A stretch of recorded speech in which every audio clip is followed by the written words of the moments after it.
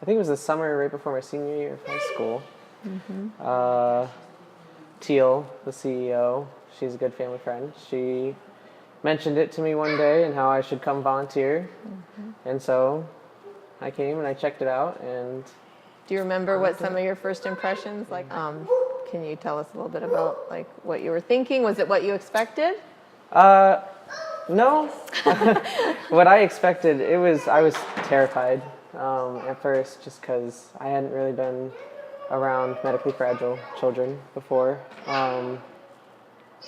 So I really didn't know what to expect. I was definitely scared. But it didn't take very long before I realized they're just kids, and they just want to play. So, yeah. So you mentioned that you were volunteering. So you spent your senior year, I remember it well. So I know we would call you and see if you were available, and you always were. Yeah. So I remember adding up your hours, and it was well over 100 hours during your senior year of high school. But I know we would call you, and you were always available. How did that work? Well, I had a job. Did you think, oh gosh, it's A Rosie Place calling me again? No, never. I'd work around my schedule and try to see if somebody could work for me so I could come volunteer here. So, and I loved it.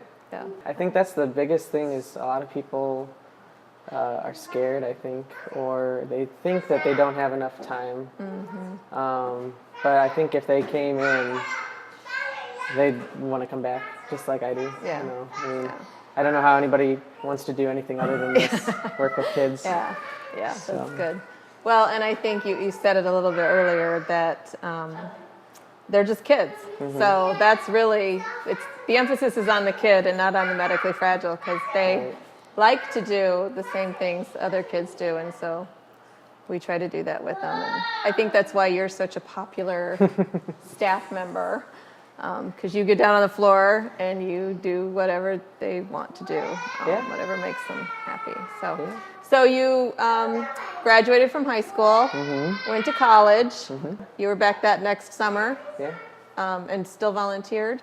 I'm pretty sure. Yep, and then you ended up transferring back here locally to finish college, and we hired you. Yeah.